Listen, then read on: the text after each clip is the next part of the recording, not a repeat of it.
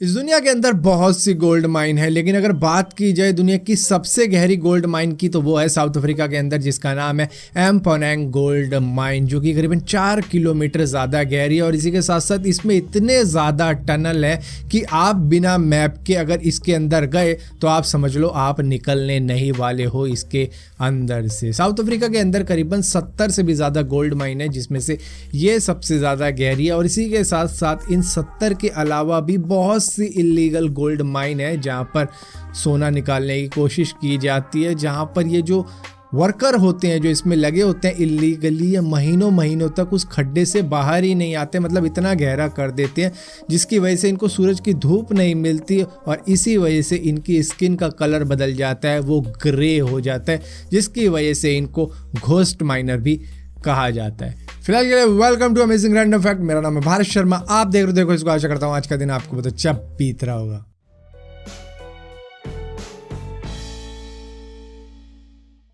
England के अंदर एक केव है जिसको चैटर केव के नाम से भी जाना जाता है, जहां पर करीबन 10,000 साल पुराना एक स्केलेटन मिला,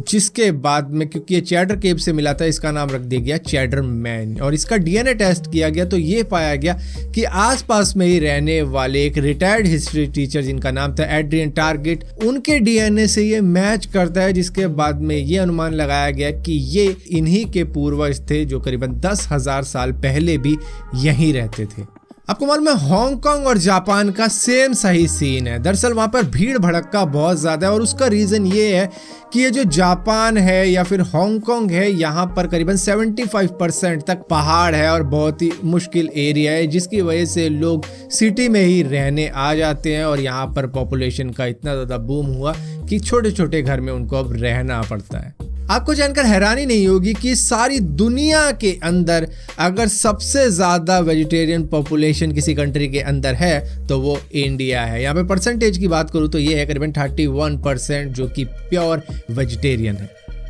इंक्लूडिंग मी। हजारों साल पहले साउथ अमेरिका के अंदर एक जानवर होता था जो कि इतना बड़ा होता था जितनी बड़ी आपकी एसयूवी होती है। इसका नाम था ग्लिप्टोडोन और ये आर्माडिल्लो का डायरेक्ट रिश्तेदार कहा जा सकता है क्योंकि प्रजाति दोनों की सेम थी, डीएनए मैच करते हैं एक्चुअली में। सो यहाँ पर साउथ अमेरिका के जो उस टाइम के हंटर हुआ करते थे या फिर आप आदि मानव कह लो, वो इसको मारा करते थे, शिकार किया करते थे इसका, ताकि जो इसका शेल है वो ले सके वो, जिससे कि वो स्नो से बच सके, रेन से बच सके। जिसके बाद में एक वक्त ऐसा आया कि इनका पूरा सफाया कर दिया उन साउथ अमेरिकन हंटर्स ने। आपको मालूम है तुर्कमेनिस्तान दुनिया की इकलौती ऐसी कंट्री है जो कि 1991 से लेकर अब तक अपने सिटीजन्स को फ्री का पानी, फ्री की बिजली, फ्री की गैस देते हैं। कोई पैसा नहीं लेते इसके लिए, सिर्फ टैक्स देना पड़ता है लोगों को, जिसमें ये सब इंक्लूड होता है। इंग्लैंड की रहने वाली गैबी स्कैलोन जब 18 साल की हुई तो उन्होंने अपने बर्थडे को सेलिब्रेट करने के लिए ऑस्कर वाइन बार जाने का तय किया, जहां पर उन्होंने कॉकटेल मंगाया जिसके अंदर लिक्विड नाइट्रोजन डलवाया गया ताकि क्लाउडी स्मोक का इफेक्ट आ जाए, और इन्होंने वो एक बार में ही पी लिया, जिसके बाद में इनका पेट डैमेज हो गया, ये कोलैप्स हो गई, बेहोश हो गई, और इसके बाद में इन्हें तुरंत हॉस्पिटल ले जाया गया जहां पर इनका पेट काट कर निकाल दिया गया सर्जरी करके, क्योंकि ये अब उस पेट से कुछ कर नहीं सकती थी, वो डैमेज हो चुका था। और इसके बाद में ऑस्कर वाइन बार को करीबन 1 लाख पाउंड का जुर्माना दिया गया था इस तरीके की कॉकटेल बनाने के लिए। BMW ने करीबन 1990 के वक्त में फीमेल वॉइस नेविगेशन सिस्टम तैयार कर दिया था अपनी 5 सीरीज कार के अंदर, लेकिन उनको मजबूरन इसको हटाना पड़ गया था क्योंकि जर्मन लोगों ने मना कर दिया था किसी फीमेल की डायरेक्शन सुनने से, कि मतलब अब हमें लड़कियां बताएंगी कि हमें किधर जाना है, तो इस वजह से उनको ये हटाना पड़ गया था। बहुत से ऐसे सेलिब्रिटीज होते हैं जो कि छोटे छोटे बच्चों से मिलने के लिए जाते हैं, चाहे वो किसी अनाथालय में जाए, हॉस्पिटल में जाए या फिर किसी ऑर्गेनाइजेशन में जाए।